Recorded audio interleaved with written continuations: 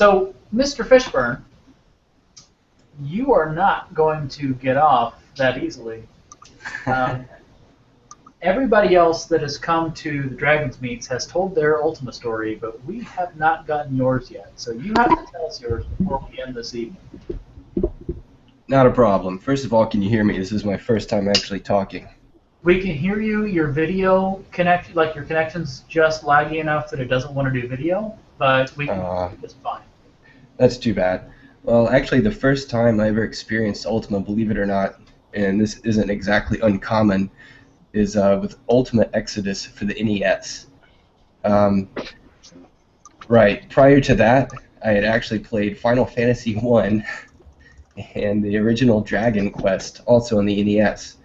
So, just the simple freedom of being able to attack NPCs in town and get gold for them and have the guards come after you for doing so was just revolutionary compared to what I'd experienced before, you know, in the other two JRPGs.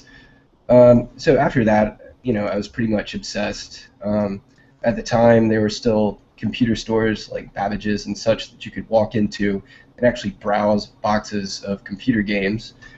And the artwork for Ultima had always attracted me, but I'd never really considered them. At this point, it was mandatory, so I picked up Ultima 4. You know, Ultima 4, it was incredible. It was for the IBM PC, had EGA 16 color graphics. Obviously, you know, that broke things open far more than Ultima Exodus had on the NES with the Virtue system. How does that taste? Is that good? Turkey, salami, and bread. It's outstanding. For a guy who skipped dinner, I'm very happy. Excellent. It's all carbs for me right now in the form of beer, but unfortunately I had a real meal earlier.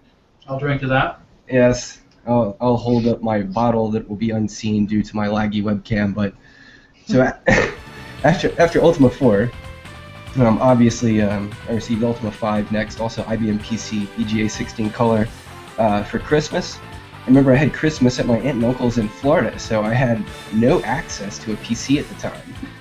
So to echo a story that was told elsewhere, I simply had to read the manuals and stare at the discs and such and wait until I got back home. So of course Ultima 5, we all know what's up with that. Ultima 6 came later, which pretty much stressed the PC out, and the technical requirements were so much higher with the MCGA 256 color mode. That was obviously amazing. The bugs were actually cool. Some of the bugs sucked, some of the bugs were excellent, like being able to push a party member on top of a bag, then pick up the bag, throw the bag through a window, then use one of the number keys to assume control of that player, which would take them out of the bag. So you could actually get behind magically locked doors, exploiting bugs like that. So that was fantastic, sort of, you know, unintended emergent gameplay based solely on the bugs present in the game. Ultima 7 was the last one that I played. It was cool in the simulation aspect. Wasn't too keen on the whole fellowship thing, you know, and kids using drugs and all the sort of social issues that were trying to be pushed to make the game different by Garriott at the time. And that was the last one I played. After that, 8 and 9, I was really just research videos, things like that. I think the game really lost its way after that, unfortunately. And that's pretty much my story. I was just going to say, as far as hex editing, I remember I programmed a small application, a hex editor basically, in QBasic, and was playing around with the Ultima 5 save game files. And I know it's probably much farther than this now with all the reverse engineering tools and editors and such that they had. But I remember you could actually, if you changed the byte that controlled the icon or the sprite that was used for your party on the overworld map, you could actually change it to the icon of a Shadow Lord, and that would enable your party to move through solid objects. So just wanted to toss that in there, but yes, hex editing old games is awesome. Avoiding mistakes in game mechanics. I did that for Zelda 2 for the NES, in one of the random encounters where it switches to the side-scrolling view where you're just running around in the grass. On certain ones you could actually get into the corner at the edge of the screen. And I had the NES Advantage, where it was the arcade-style control, where it had adjustable turbo buttons. And I actually put a chair leg on top of the attack button, and enemies would come down from the top of the screen straight down. When they hit the ground, then they start flying towards you, go straight into your sword. and I would just walk away and leave it there. And, that's the developer's mistake. Lawrence Fishburne. Lawrence, he is my cousin, yes. I get that frequently. I know, right? No, but I'd like to toast to the possibility that people can realize that they're on the positive side of the knife's edge of survival, and to stop clawing tooth and nail for the top position, and instead try to cooperate to ensure that everyone who is worthy can actually be happy, have food, water, shelter. I'm not a communist, by the way, quite the opposite, just in case you were thinking the whole everyone should be happy theory, should go that way. But I'm just tired of all the bullshit and the fighting and the lies and the craziness in the world. So my toast is to a better, more peaceful, happier world. And that's it. To the first I'll toast legit to that. toast we've ever had, I think. I know, that was probably the most provoking speech ever. Gee, man. Thank you. Go ahead and try to top that one off. At midnight on the dot, our special guest, Kevin Fishburne of Sanctimonia, is going to come and talk about Sanctimonia, which is really exciting because a lot of people, when they all found out at one of the last meets that Kevin Fishburne was the Sanctimonia guy, we all, flipped out and said, "Oh my God, you're the Sanctimonia guy!" So it's really cool. We're going to get to hear about that project, which is great. Little fan project spotlight. The only original research I do is for the cookbook. All things considered, I just talk. I just come together and help people talk to each other. And speaking of talking to each other, it is 1 after midnight, and I'd like to welcome our special guest, our project spotlight, Kevin Fishburne of Sanctimonia fame. We have Sanctimonia for months, actually maybe even years now. I'd seen Sanctimonia post on the Ultima Codex and say, "Who's that person?" Sanctimonia, and then I'd see the occasional video released of these people with heads kind of bouncing around, coming in and out of the waves, and I was like, "This looks like a cool tech demo. It's coming along," and I've always been excited to see where Sanctimonia goes. But even long before I knew who the person behind Sanctimonia was, I always read well-written comments on Ultima Codex, and if you know anything about the internet, a well-written comment is worth 10 million points in the world of the internet. So I'd come to appreciate before I even knew who he was, I'd come to appreciate him as a person because he wrote well-written things on the Ultima Codex and had decent input. So a warm welcome from the Hearth of Britannia / John's house to Kevin Fishburne of Sanctimonia, and the floor is yours. I'm going to grab a cookie. Excellent. Thank you very much, Joseph. You guys can hear me, right? I have to make sure. Loud and clear. Awesome. There you go. Okie dokie. I basically came up with what I hope to be a very concise, basically the essence of the game, because if I just start talking off the top of my head, Joseph is going to have to put me in a guillotine to get me to shut up. No, you can actually talk for a full hour if you want. Oh, that's okay. I'm going to try to leave room for questions if anybody wants, elaboration or clarification, or, if the whole thing, the individual notes don't make sense as a whole, I can try to clarify some of that. So I'm going to go ahead and start here. I'm going to do a screen share. Let me see. All right. Okay, cool. Looks like you guys can see that. Okay, so Sanctimonia, the word itself is Latin for virtue or strength. At its most basic essence, it's an online multiplayer medieval fantasy sandbox game. I've typically called it an MMO, but that term is so loaded these days. It's not just a multiplayer game, with thousands of users playing simultaneously. You would think that's what it meant, but it takes on the connotation now, of World of Warcraft or so many other things outside its basic definition. So let's just call it an online multiplayer game. I've been working on it for about 3.5 years, and it's coded in Gambus, which unfortunately for the time being is only for Linux. Hopefully they'll port it to other operating systems. If not, I'm going to try to make it easy for people to play regardless. Okay, the 3 design principles are nature, survival, and civilization. they align in a way with the Ultima principles. You can think of nature as truth. It's just the way things are. It's nothing you can do about it. You have to deal with it. Survival, just the basics of surviving. Obviously, to survive, you have to eat, drink, sleep. You have to find shelter so you don't die of pneumonia, et cetera, et cetera. And then civilization, of course, which is what has brought humanity literally, out of the weeds. What has made us what we are right now. And writing is essential. The ability to pass on knowledge to other people, not having to recite it orally. You can make copies of it. Laws, of course, once you have more than a certain number of people in an area, it's absolutely essential that you come up with some laws that most people agree with, and you find ways to enforce those laws. Cultural territories, people are inherently tribal, like people gather together to protect themselves. Hierarchies of governance, bureaucracy basically allowing you to enforce these laws and agree upon what they should be.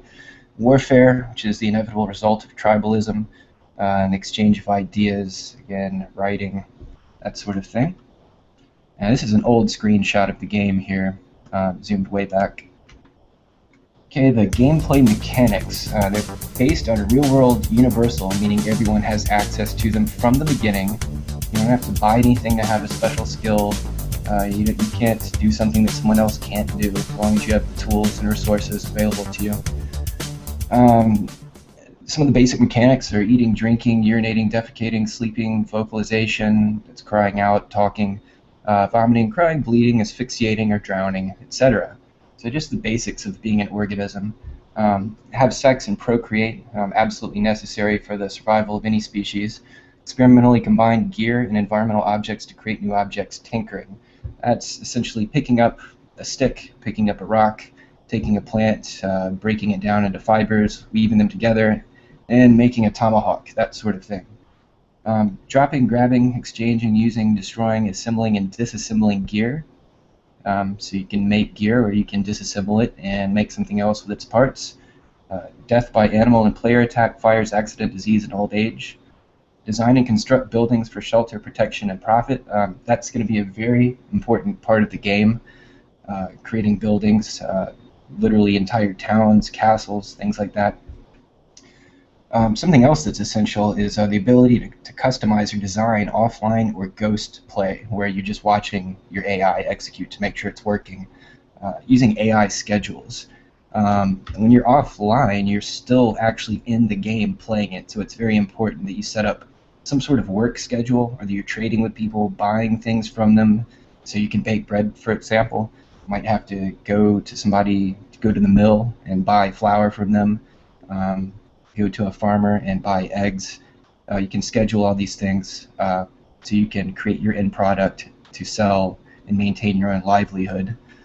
Read, write, copy, exchange, post, and bind documents. So you can make notes. You can post wanted signs of player killers, murderers, what have you. Lost dog. Binding documents, of course, is making books. So you could actually create books on anything you wanted, whether it's fiction or instructional books or tutorials or poetry, and put those on a shelf somewhere for people's amusement. Dig and deposit shovelfuls of earth. You can shape the land, so you can fill in areas of water. You can excavate to essentially create water if you dig below sea level. You can grade the land to flatten areas for building. And of course, talking with other players, either by text chat or through audio. The next set of gameplay. The game's designed to use a DualShock style gamepad. I know this is probably going to be controversial to a lot of people, especially in the RPG arena. People are very set on mouse and keyboard.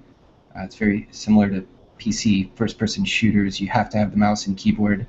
I feel for this type of real-time, immediate feedback game, that's not a very good fit. I don't want someone to click somewhere on the screen and have their character pathfind to that point. That puts a wall in between you, the player, and your player character or your avatar's, what do they call it, player agency? Might be the wrong word, I'm not sure. But you get a more direct, visceral, intimate response and feeling from a gamepad, where you never have to look down. You just go. It's ingrained in us. It's instinctive. So as you can see here from the notes, tapping, holding buttons may perform distinct actions. Shoulder buttons control left and right grab, drop, swing, and use. So I tried to sync the placement of the buttons with your left and right hands independently, so that would feel mapped physically correctly. A few other things here. That's all pretty boring, so we'll go to the next one. Okay, I spoke about this a moment ago. The game is always on. If you log out, if somebody's fighting you, and you say, "Oh no, I'm about to die, let me log off real quick," it's not going to help you. If anything, it's going to hurt you. So your character's always there, he's always doing something. When you log off, AI kicks in, your character essentially becomes an NPC. And that's when your scheduling kicks in. You've hopefully taken some time to customize so you do not revert to basic survival mode, because people probably will look at you as a homeless person or a bum if you let it go down to that. You'll be wandering the streets looking for food, doing things you probably shouldn't be doing. To sort of mitigate the risk of being hurt or getting in trouble when you're not playing, which of course will be most of the time, you're going to be able to be texted or emailed when things happen. Somebody steals something from you, when somebody attacks you, when somebody talks to you, when somebody dies within a certain proximity of you, you'll be notified in case you need to jump in real quick and make sure everything is okay. Same goes for logs. When you log back in, you can browse quickly a history of things that have transpired around you during the time you were offline. And when you're offline, you're granted no special protection and no status. You could die just as easily as when you're online. It's also possibly a bit controversial, but we'll see how it pans out. Lastly, for gameplay is something I like to call the blind eye server philosophy, which is very different than most games. For example, players have no exposed real name or username, so you don't see any floating name above someone's head. In your AI scheduling, you can type in whatever name you want to tell people when you're offline. You're going to be able to assign different names to different players. It's going to save a list of players you've encountered based on their portrait. You can put whatever name there you want, like scary guy, crazy guy, nice guy. You can also have you respond with a specific name if you're choosing when conversing with any of these people in the list. So you can lie about your name, basically.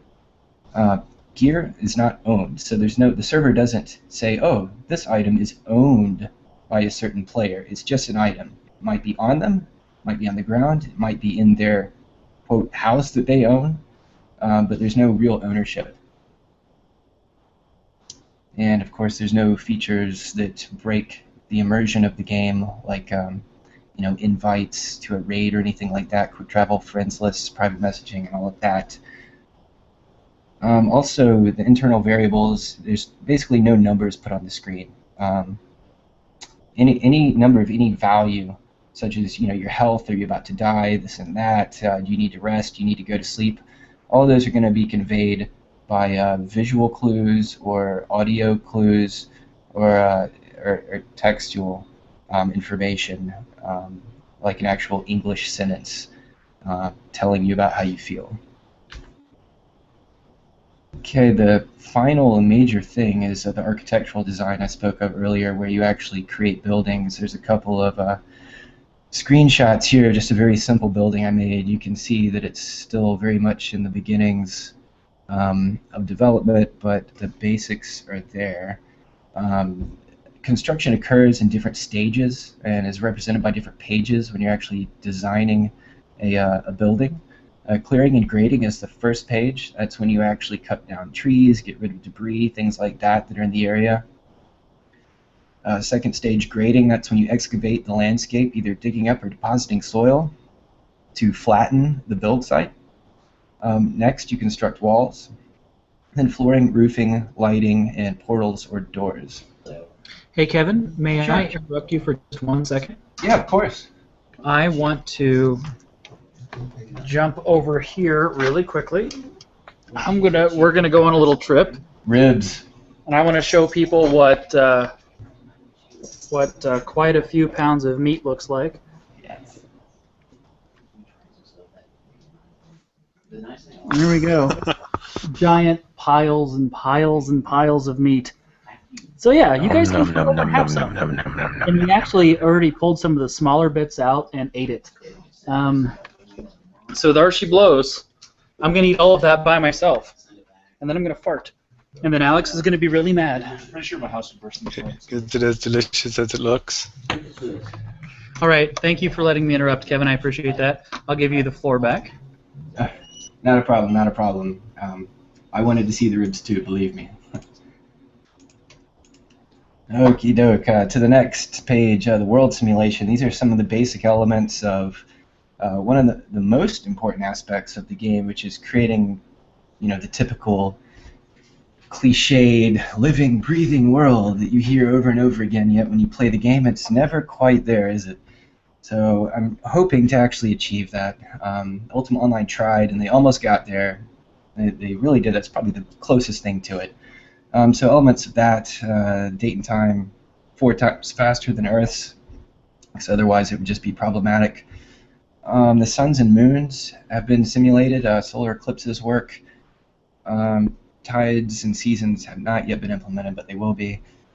We have weather, cloud cover, temperature, rainfall, snowfall, and fog. All of that works except for fog. The landscape, this is another unique feature about the game, is comprised of 5 layers with independent depths, which are bedrock, sand, soil, vegetation, and snow.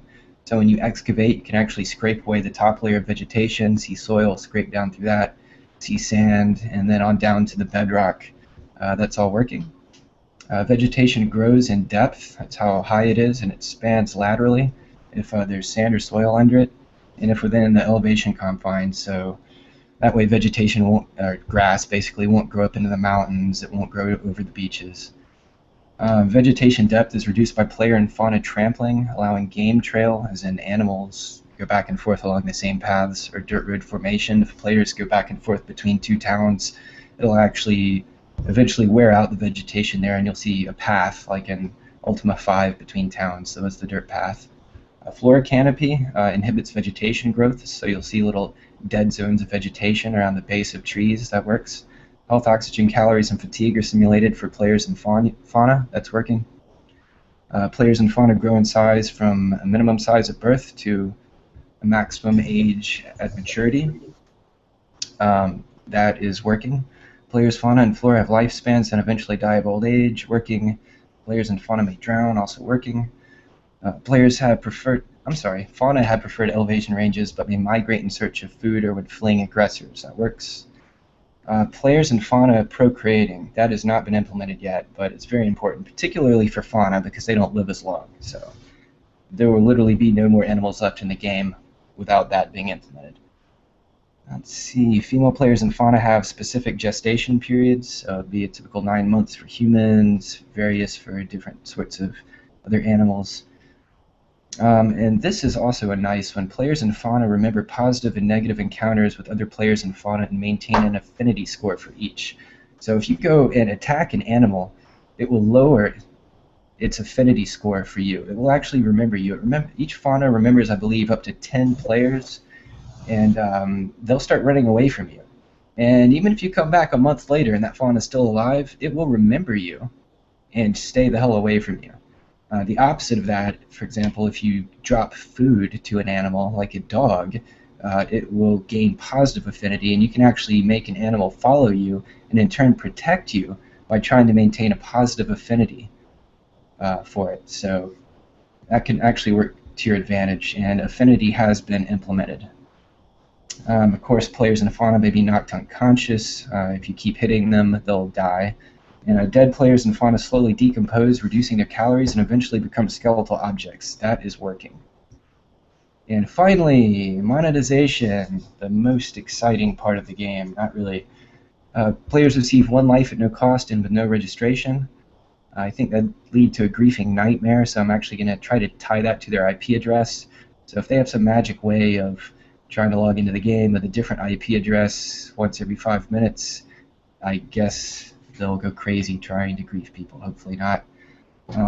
If you die and you want to continue playing, or if you want to beforehand buy 5 lives or 10 lives in case you live a reckless life and you anticipate dying a lot, which hopefully people won't be doing too much, it's 99 cents per life.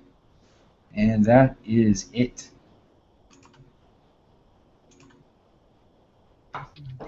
I have some questions for you. Excellent. Shoot. So I've been writing down questions as you've been talking, and I think I will start from most recent and work my way back, actually. Life is cheap. So I guess the question is, how long do you expect a player to live? If a player plays carefully, if they have decent AI schedules where they have regular food, money, they know people, they have friends, they live in a populated area, so you could set up your guy to literally be anything, to be a guard. So you could have as many guards as you wanted in the town as long as there's enough productivity to support their income. So if you live in a safe zone, if you play intelligently, in theory you could actually use your first free life and never pay, like ever. So time goes 4 times as fast in the game. So I forget what the human lifetime is. I think I had it as like 102 years or something strange like that. So in theory, you could play the game for like, what's 100? Like 25 real-world years, and then you die of old age. So, yeah. Well, I mean, I guess you can't play when you're 2 in the game. Yeah, I actually you can right now. I haven't done any modifications based on your age as far as how fast you can move. You do change in size as you grow. In theory, right now, you could actually play at birth and run around and attack people and be very small. But yeah, right now I have it set up. It creates a random age between like 8 and 70 or something. So you actually could play as a kid if you wanted to. If I may, on a similar vein, what's the metric for most people? How long, on average, do people live? Currently, there's a fixed lifetime as far as just dying of old age. It's around 100 and something years. Other factors that haven't been implemented yet are things like disease, so I'm not sure how that's going to come into play. Anything that kills you, I want to create a way to make it not happen. If there's a disease, there needs to be a readily available cure if you care enough to look for it. So I'm not trying to kill people. I want people to live as long as possible, but I want that journey to be exciting and fun and rewarding when they find a way to stave off or prevent what looks like death or impending doom. My next question is, I liked your blind eye server idea. One of the questions that I had about that was, I'm assuming that you'll still have a mechanic to report somebody if they're being like awful. I actually have no plans for that mechanic. However, people will be able to contact me personally. I'll also be observing the game either directly. I'm actually going to have a god player where I can move about invisibly through the game, where no one realizes I'm there, simply so I can observe people's behaviors, look for patterns, to see if the game needs to be adjusted. If I see something just stupid happening repeatedly, something unrealistic or unfun, and I need to tweak the gameplay or how things work, and basically people would just be able to email me and say, hey, this happened to me, this is ridiculous, I don't understand, and it would be addressed. Any thoughts on using vibration in your controller? I actually haven't thought of that. That's a good idea, though. That tactile, feedback. That is a good idea as far as immersiveness. Nice one. Yeah, there's a lot of really neat tactile stuff that I've seen in games that. It's like some of the nicer stuff, like if there's like a magic point, the closer you get to it, the more it vibrates, or the stuff like, oh, you got hit and it vibrated. I think that's gimmicky, but using the tactile feedback to find things or to detect as you walk along the wall and it vibrates, then you know that there might be something there. That type of tactile feedback, I think, is more fun. Yeah, that's a good idea. I haven't considered that at all. I'll devote my OCD brain to it and try to come up with something crazy. But I like it. I've seen some live demo videos that you've had on the internet. Yes. Is it possible for you to give us a live demo here? Sure. Actually, let me fire up the old server. The server actually runs on bare metal right now. I had it virtualized previously, and I have my server right next to me. Let me fire that up. Cool. I'm going to mute myself. I got a question for John really quickly, so I'll be right back. So pardon me. Sure. Anybody else has a question for Kevin? Please fire away. We had a quick question. You mentioned that players aren't able to, like, there's no floating. Sorry, I know I'm not in the camera. Just there's no floating names or anything. Will other players be able to easily determine just by your name, powder, any other clues in the game that you are offline? Like, I can just see PK griefing be a big problem. Sorry about the fan. Yes, that's okay. That's an excellent question. I've actually given that a lot of thought, and I still haven't come up with a foolproof answer. You're right. You would think that players who are offline would be at a distinct disadvantage to griefers. The griefers would target players who are offline, trying to find weaknesses in their offline AI to either lead them out into a trap, or otherwise. And I don't have a great solution for that. I'm just hoping that I can make the offline AI solid enough that whether you're offline or not, players are not going to be able to have any sort of advantage over you. One of the things that's going to help that is, unlike most games, especially role-playing games, is there's not going to be any leveling. Your stats are going to be within the realm of human limitations. So, say the strongest you can ever get, is like Arnold Schwarzenegger. But that's it. I mean, you can't be Superman. You can't punch somebody and crack their skull open and have blood fly all over a wall. There's none of that. So the weakest person armed with a stick could conceivably kill somebody messing with them. So the general idea is that if you're prepared to take up arms and enter combat with somebody, that you've already accepted the fact that they could kill you. So anybody fighting, they know straight away, if not through experience of having been killed before, that whether or not they think they have the advantage, they in fact could be easily killed as well. And I hope that'll encourage people to avoid combat, even griefers. So as long as people can't create spam BS accounts that are expendable, I don't think that should be a problem, because once they die, if they want to grief again, they're going to have to pay 99 cents. And griefers don't want to pay 99 cents. So if a boy with a stick can get a lucky shot and kill them, whether they have a sword or not, they're going to think twice. And I hope they'll learn that lesson quickly. I hope that answers your question. Yeah, it does. Hey, one thing I have to add, when you were talking about worrying with the AI, is make sure you add errors into it. And what I mean is, when we played EverQuest 2, I used to bot my crafting because it was boring. What Sony would do was they would look, and if you were doing everything exactly in a pattern one after another, it would flag you as a bot. So we would create bots that would intentionally do things off time or do things that would hurt you just to fool them into not thinking that you were actually a bot. Right, the illusion of humanity, right? That's very clever. That's great. What I'm trying to do is hopefully eliminate the need for people to create bots, because the offline AI or ghosting AI essentially will be, officially supported bots. If I were to offer some advice on the whole offline and people discouraging people killing other people, is think about in real life, why don't people go around killing people, and try and build that dynamic in. That's exactly what I'm trying to do. That's an excellent point.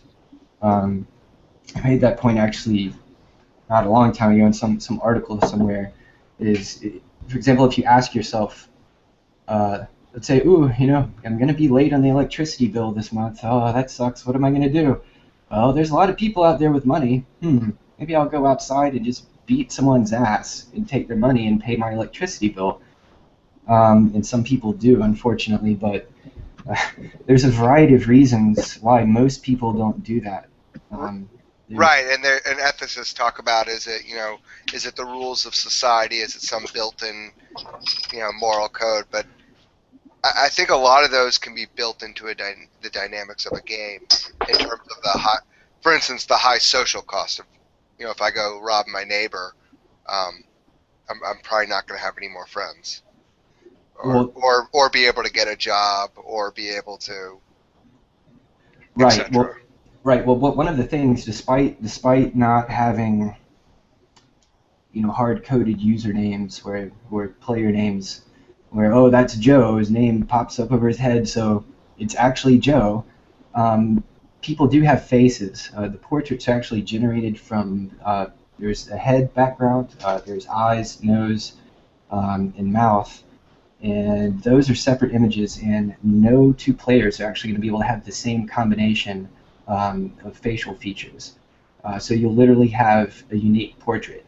And anybody who gets within a certain proximity of you, unless you're unconscious, sleeping, or dead, it's going to add that portrait to a list. So if they say their name is Joe, you can say, okay, type in Joe next to that portrait, and they'll be known as Joe until you come to better information.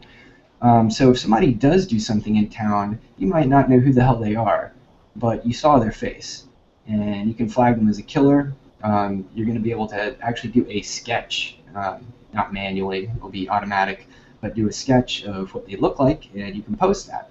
So you could have, a pole, at the entrance of town, that has player killer, and it'll have their face on it. And so that'll be a way to recognize people, just very much like in real life. When an incident happens and the police are like, what do you look like? What race is he? What color is his hair? This and that. How tall is he? And they build a profile, and then they try to identify the person.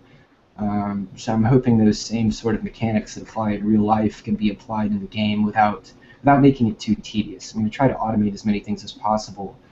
It's a little bit of a different subject, but there's a real danger when you're trying to make something realistic between becoming too tedious. Mm-hmm. That's an excellent point. I'm trying to make as many reasons as possible that reflect the reasons in real life why people don't do bad things, because there will, in general, most of the time, be bad consequences in one form or another. Well, you have the God character who can enforce the rules. Yeah, but that's more for observation, for tweaking gameplay, and less for bringing down lightning bolts on griefers. Some level of griefing needs to actually be in the game. But if it exceeds what you would expect walking out of your house on any given Sunday, that's not good. Right. I mean, in real life, you have danger, and you do have people who do bad things, but you don't walk out of your house assuming you're going to get mugged. Right. It happens, but it happens very rarely. So yeah, it's not going to be a DayZ sort of griefing level. That's for sure. No, I'm trying to create a society that somewhat reflects actual human civilization. I don't want it to be the deathmatch insanity by any stretch. Well, talking about reality and bringing down the lightning, do you have any real plans for sort of low-level magic? Sort of like somebody that can go along as a healer and sort of cleanse people, or, personally I'm a healer, or somebody that can just light a little campfire just by... I actually do, though on the vaguest of levels. From the very beginning, I've always intended to support magic in the game. Initially, I wanted to have every spell from Ultima 4, 5, 6, those are the main ones I played, the various circles. I actually wanted to implement those spells along with the 8 reagents of the same combinations. You'd mix them together, put them in a bag, something like that, say the magic words, and you would cast the spell. So I actually do want to do something like that. At the same time, magic is one of those kind of cheap sort of things that can happen in games, almost like a freebie, can unbalance a game. A character can have too much power depending on the spells and ease of casting. So I want to be real careful with how that's implemented. I want magic to be more subtle and less, the whole area is on fire, everyone dies. It was, the Armageddon spell. I want to try to tone it down so it's effective, but I don't want to unbalance things. So instead of a fireball, it'd be more like a steam scalding. Sort of. Something that would make you think twice. It might scar your face and possibly catch your clothes on fire, and you'd have to throw them on the ground, and it would reduce your health some. And yes. Have you thought about? Sorry, this made me think about this.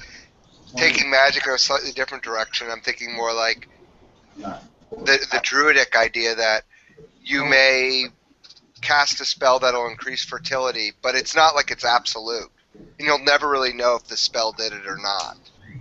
Or well, that's very interesting. That's actually more realistic. And same with changing the weather, maybe, or making game appear for hunting. Right. Yeah, that's much more realistic because you don't actually know. People that actually believe in magic and things like that, it's more or less the power of suggestion. In fact, you don't have to tell us if it's in the game or not. You could create a whole superstition that we'll never be able to validate whether it's real or not. I like that, although I wouldn't want it to be completely fluff.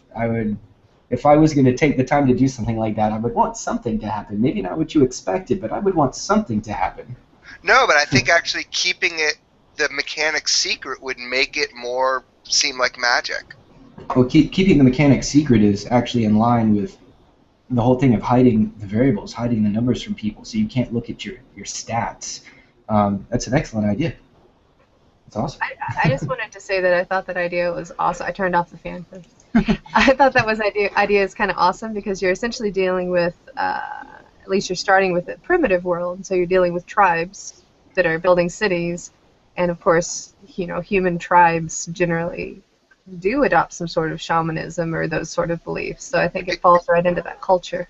I mean, people are all about pattern matching, and the minute people see patterns, they'll try and attribute that to something.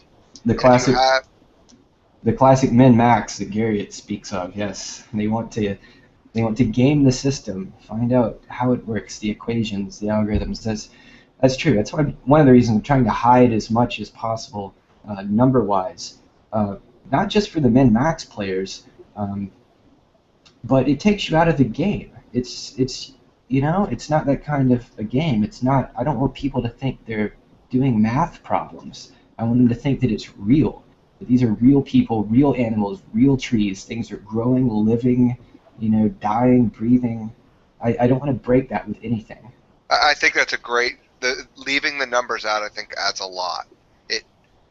Everyone knows that it's in there underneath, but it makes it more real, and it makes people less focus on the material aspect than the social aspect. Exactly. One of the biggest mistakes I felt was with Ultima Online was when they showed the skills. At first, you'd see a number between 1 and 100, and then people complained and wanted to see more granularity, and so they added the decimal point, and you could see even further into just exactly what your skill is. And I think that they should have actually gone the other direction and taken those numbers out. Right. They were just encouraging gaming the system, making the math more accurate. They went to floating point. Oh no. Yep. Along those lines, I feel like that's one of the big beefs that I have with Ultima Forever, is how they've exposed a lot of the making the virtues, externalizing the points behind the virtues kind of bothered me. While it was tedious to go talk to Hawkwind in Ultima 4, to me that was one of the things that made the game very real to me, was having just to figure out what the hell I was doing and get kind of story-like progress on it as opposed to.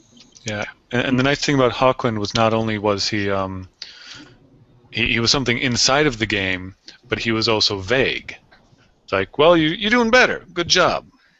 Ultima 5 borrowed that a lot when British would visit you while you're camping. He would say, you've strayed from the path, or you're doing well, but he never told you exactly what you were doing wrong. Yeah, Ultima Forever took Thou Hast Lost an 8th to the next level. It's like, oh, +1 humility, what's up? It's like, really? Get out of here. Ultima Forever is the whose line is it anyway of Ultima Virtue. It's the points don't matter at all.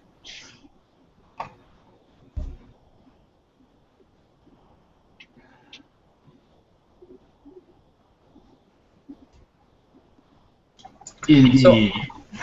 So how are you, Stephen? Not too bad. Just to play devil's advocate here, the way we're going with the whole discussion on the stats and everything, I foresee in the very near future there's going to be apps where you can just click a button and it'll show your stats. So it'll show how many experience points you need to the next level, how many hit points you have left. It'll be very handy, I assure you. For human beings? Yep. I hope so. It'll be just a clock counting down to my death. So I've got a couple questions for you, Kevin. About how long, how much time do you actually get to spend on this? First is my first question, because I know a lot of times when we have projects that we love, we don't have as much time to spend on them as we want. And then my second question is, where do you want to take this? What's your ultimate goal? And do you have a schedule or a timeline or anything along those lines in mind? I would say at this point that probably it's difficult to judge. I've discovered that being a solo project, it's very difficult to extrapolate based on your plan and the feature set how long is this actually going to take, especially when you're not paid full-time 9 to 5, Monday to Friday. So I'm guessing that it will be playable with the majority of the feature set reasonably complete by mid-2014. As far as how much time I actually get to spend on it, it's generally every other day, 2 to 4 hours. So it's been that way for probably the last 2.5 years. Before that, it was much more sporadic. They were just like complete binge sessions, and then there were periods of a week or more where I wouldn't work on it at all. So it's much more regular now. So now I would say 2 to 4 hours every other day on average. So I'm trying to get it done as quickly as I can. My main concern is getting it as accessible as possible as far as just getting it to run for people, because it is constrained to the Linux operating system for the time being. And I realize that's a very small market. As easy as it is to run, whether it's virtualization, VirtualBox or what have you, or doing a dual boot situation, which is a little more work, or booting to a live CD or a USB pen drive. So that's really my main concern. You don't double-click an exe and close your eyes and then start playing. And that might be sad, I might be naive, but that's my main worry.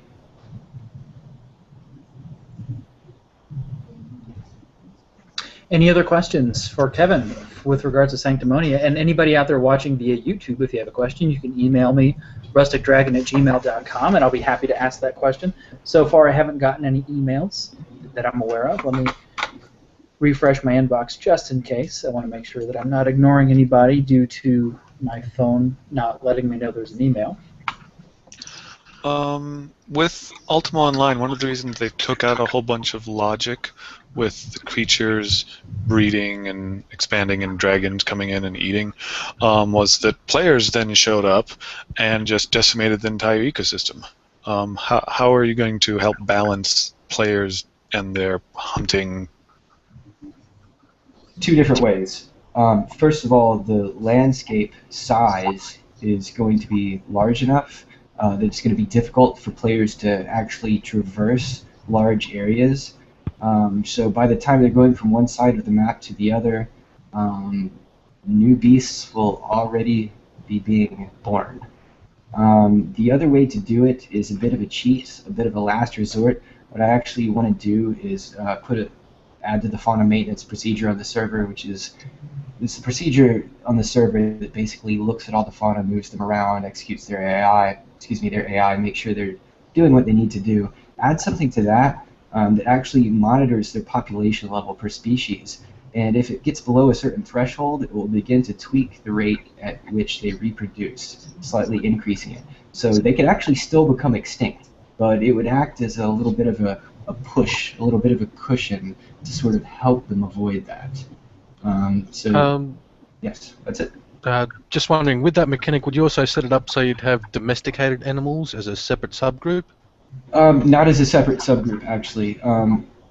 The fauna affinity, which is how much they like you or dislike you, that's going to be the primary mechanic by which you can domesticate animals. So certain animals, certain fauna, it doesn't matter if you put food down in front of them. They'll eat the food and then they'll eat you. And that's just the way it is. Other animals that aren't quite as aggressive, like dogs, for example, if you do give them food, they will gradually like you more and more. And after it gets to a certain level, rather than run away from you, they'll actually start moving towards you and not attack you, even if they're hungry. So with that mechanic, for certain species, not for everything, you'll actually you get a packs of dogs following you around, and if somebody attacks you, guess what? Your pack of dogs is going to go ape shit on them, and it's going to be game over. Pay 99 cents for some poor fool. Yeah, I was thinking more of a mechanic along the line of being a herder for sheep. So like you're actually breeding within a pen your own flock of sheep, so you can either shear them or slaughter them for their mutton. And I was just thinking how that would actually interact with the overall landscape volume of additional growth. That's a good question. As far as domesticating animals that don't try to kill you, it would just be a matter of getting them in the area you want them to be in and fencing them off so they couldn't get out. So you could certainly do that.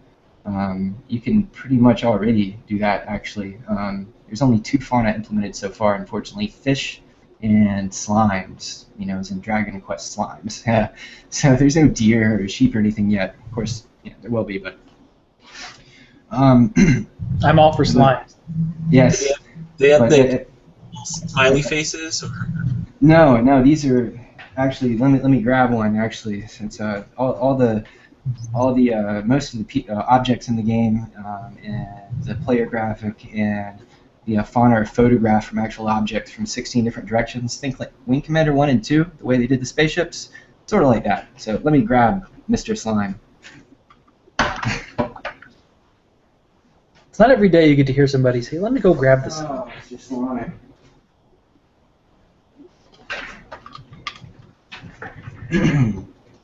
Okay. I think Wiggy needs to make an appearance in the game. Here's Mr. Slime. Ew.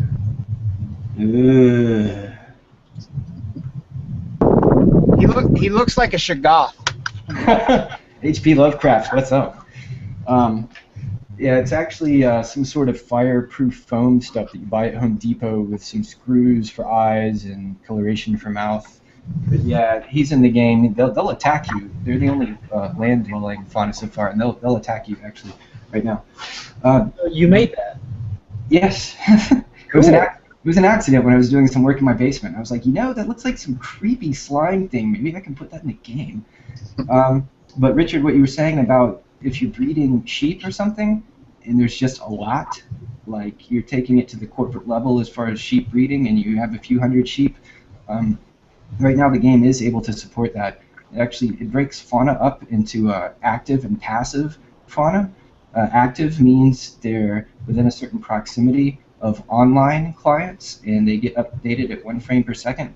Passive fauna get updated actually once per hour, and those are the ones that are just out in the middle of nowhere, with no online players near them. They still do all the same things, but at an adjusted rate. So the game could actually support a sick number of animals simultaneously everywhere. So your number of active fauna will not actually decrease the amount of passive fauna. That's what I was actually worried about. Right. It's totally based. Which one's active and which ones are passive. That distinction is maintained constantly by the fauna maintenance procedure on the server, and is based on the proximity of online players to the fauna. So if you log in and that fauna was passive before, it was near you, as soon as you log in, that fauna becomes active and is given much more attention. As soon as you log out, if no one else is online around it, it goes back to passive. So, do animals actually adjust their behavior based off of population and affinity and things like that? So, as they have harder time finding each other, do they start hiding more, or Well, animals that attack each other, like right now, all the animals attack each other. The slimes eat each other. They try to eat the fish, but they're constrained to the land. Um, there's a Boolean fauna property called has lungs, which is whether or not they have lungs. Another one called has gills. So technically, fauna can have lungs and gills. That would be like the ultimate nightmare, right? Um, and so that kind of controls where they limit their movement to. But the fish attack each other. It needs to be balanced. The fish go crazy. It's like fish Armageddon. They just nuke each other in the water. It's ridiculous. But yeah, they start attacking each other. They start running away from each other. So they'll largely migrate either based on how hungry they are when they're looking for food, whether it's another animal or players, or if they get attacked by other fauna or players, they'll actually just run away from them. And the closer they are to them, the faster they'll run. They start to slow down as they get more distant. So that's working. One thing I was going to say was you could add, I don't know how difficult this would be, generational affinity. So let's say you tamed a wild dog, and you could only get him up to about 75%. I know you're saying try to hide from the numbers. But then, like, his pups would be able to go to 77, and their pups would be able to go to 78. Mm-hmm. So as you bred animals, they would become more domesticatable. And then ones that would escape to the wild would lose that over generations. Make a note about that. What I was thinking is it wouldn't be genetic. It would be based on how long they've known you relative to their age. So if it was like an old animal and you started giving them food, trying to make them like you, their affinity would have a cap. But if they had been around you and you'd been being nice to them from a very early age, they would be like super loyal. Like you could actually attack them at some point and they'd still be loyal to you. They wouldn't Like say, hitting "Oh, this your guy." dog. Well, yeah, not killing them. I say we'd have no loyalty if they were dead. But... No, I said hitting. Oh, hitting. Oh, yes. Not yeah. that I condone hitting your pet. Right. Yeah. No, neither do I. But but from a world perspective where bad things happen and such, that's actually a brilliant idea. I want to make a note. If you read a little bit about like the socializing of dogs way back in the hunter-gatherer days, it's pretty interesting. Yeah, the dogs have been with people for God knows how long, probably 100,000 years or more.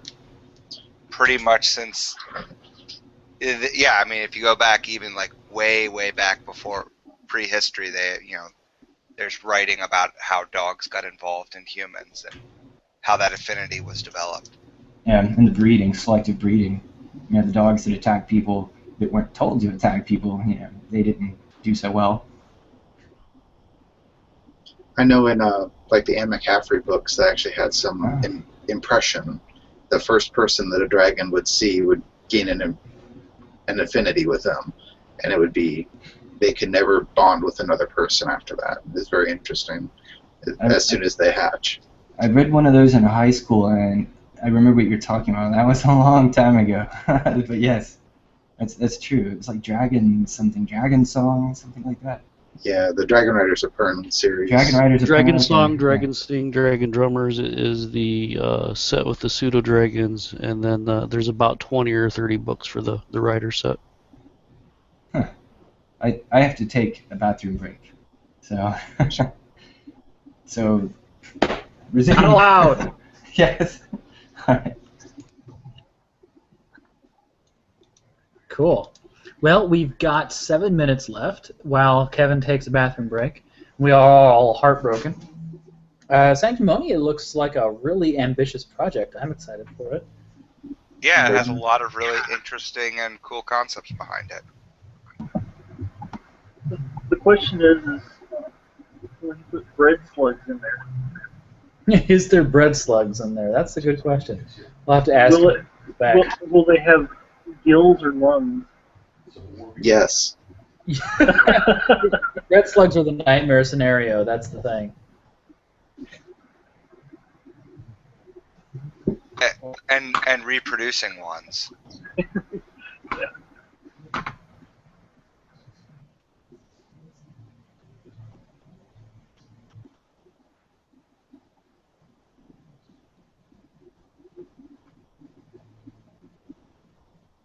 Sometimes you see something on the internet and it just... You wished you hadn't. No more clicking for me. Okay. Oh, lordy. So Stephen has stepped away. It looks like Richard has stepped away. I'm still here. Oh, there you are. So how are you, Stephen? Everybody got to say hi and introduce themselves, but I don't think we've gotten to hear from you yet, aside from hello. I just kind of popped in a little late. I was glad to see there was still a spot open, so I figured I'd say hi at least. I have been mostly working on my Hoyle section of my Sierra guide, and dear God, there's a lot of them. So that's what I've been doing in the past few weeks. Hoyle's full. Hold on, just 1 second. I'll be right back. I have a story to tell about my visit with Origin Systems back in the day. Definitely. Okay, give me a second. It goes a little bit like this. Let's see.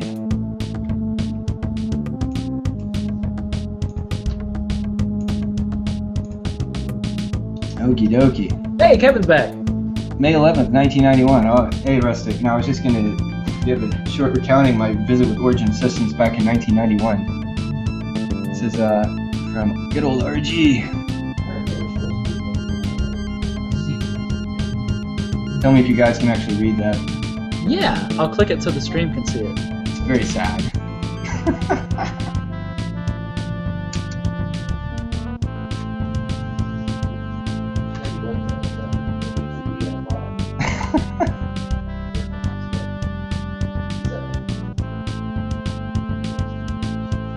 And with that, my childhood dreams were shattered. Sad. Oh. Well, you can go visit now. It's interesting. That's not the first, sorry, we can't give you a tour letter that I've seen, but they are absolutely willing to let people come and tour now. Yeah, I know. I'm just messing around. It's actually awesome. I was on here from the beginning of the Dragonsmeet, hearing the stories. It's absolutely fantastic. Actually, how welcoming Portalarium is. I was blown away. I mean, it gave me renewed hope, right? But 1991 was a different time. That's for damn sure, as far as the game industry. Indeed. Speaking of indeed, where's Adam Burr? Well, John said it for me. All right. I thought he said he wouldn't be able to make it. I assumed he was working on the 48-hour project. Yeah, it's interesting. We have a very different crowd of regulars tonight. It's regular. It's like the irregulars have become the regulars, and it'll be fun to see where we are in another month or two. All right. Actually, you know what? It's actually time for closing toasts. What am I doing? So, those of you, is everybody in the Hangout familiar with closing toasts? Is anybody not? Andrew is not familiar with closing toasts. So,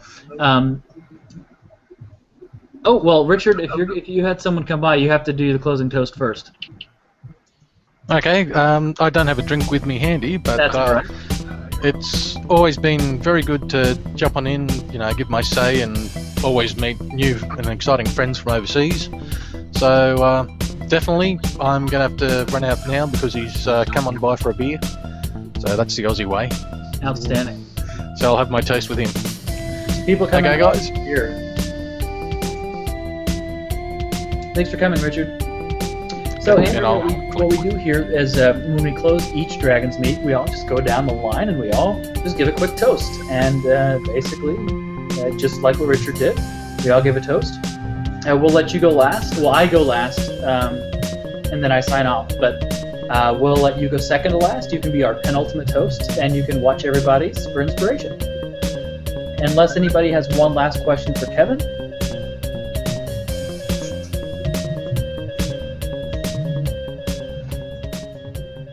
All right, Brown Coat, it's all yours. All right. Well, I'll toast to all the fan developers and hope to be fan developers, and say congratulations, thank you, and good luck. Indeed. Thank you, Kevin, for coming and sharing Sanctimonia. That was really great to see the mission statement and all the plans that you have for it. I'm definitely tenfold more interested than I was. To fan developers. Awesome, thank you. Yes. Mr. Drayson? Well, I was gonna, I guess two. One, definitely to Kevin for such not only an ambitious and interesting project, but something different than really anything I've seen, and something that definitely grabbed my interest. So, a very cool project to take on, and also since it's the 48-hour project, all those people who are hopefully doing lots of cool things we'll get to see one day. And I have just enough left in my drink. To just enough left in your drink. I saved the laugh spit for this. All right, Kevin, it's all yours. To fulfilling childhood dreams.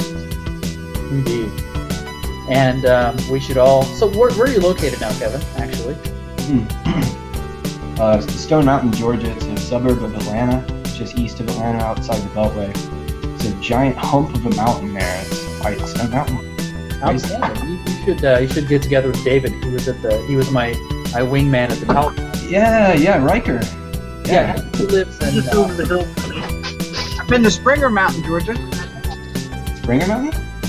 Is that near here? It's the first of the Appalachian Trail. Yeah, when we did the Appalachian Trail, we started. Oh my God, the Appalachian Trail is awesome. That's hardcore. Yeah, we should all get together and then take that tour of Port Larium. Dude, that would be badass. I'd be crazy. I would fall on my knees and start worshiping Lord Garriott. That would be insane. To Georgia. Yes, to Georgia. Horrible state. Seth? In a similar vein to other people's, to Ultima inspiring people to become programmers. Indeed, I like that. To Ultima inspiring people to be programmers. Or if I may tack on my personal bid, to Ultima inspiring people to be interaction designers, which is me. Steven, floor is yours.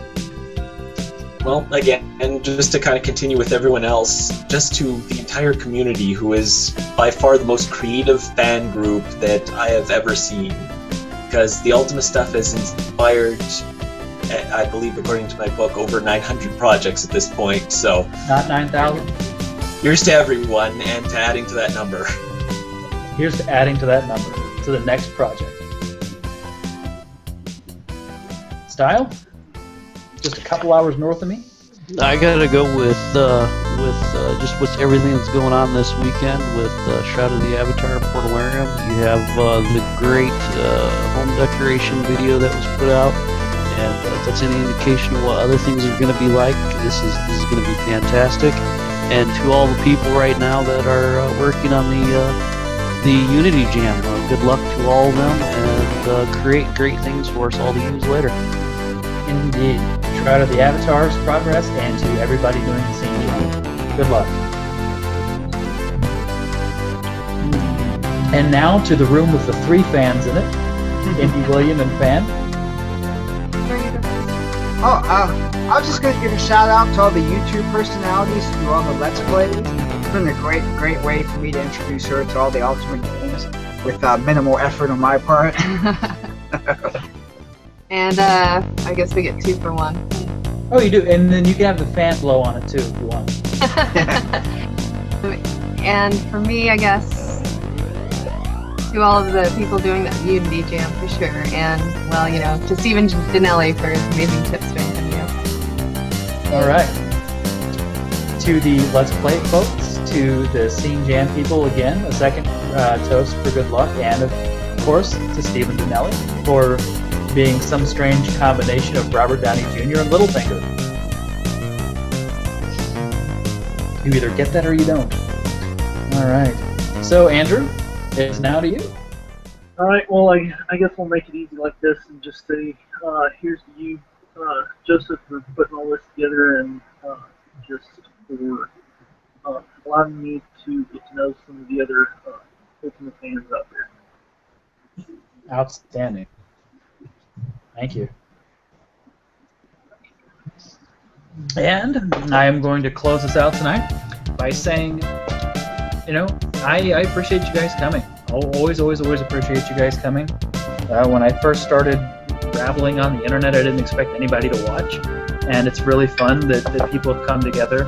I keep getting emails and Facebook messages and now things in the mail that say things like, thank you for the memories, and thank you for bringing, for reminding me of things that I'd forgotten. Thank you for, for reminding me of the things that I loved, and that absolutely means the world to me, and I'm so thankful to get to do that. I posted earlier that doing the Hearth of Britannia and getting to facilitate interactions and get people to meet each other and all this has just been, it was never the original idea of the Hearth. I just kind of fell into it and I got lucky. I got really, really lucky to be able to do that, and I appreciate everybody's support and enthusiasm and encouragement and kind words. And I think I've toasted everybody before, but I'll toast everybody again. Thank you for letting me do what I do, because I love doing what I do, and I'm always going to be doing what I do because you guys are awesome. So to everybody out there, and to Ultima, and to Shroud of the Avatar, and to new games and programmers and scene jams and let's play videos and to all kinds of fun stuff. And if you guys haven't made it into a Hearth of Britannia Dragonsmeet out there in YouTube land yet, get in here. We want to hear your closing toast. So this is to everybody out there watching.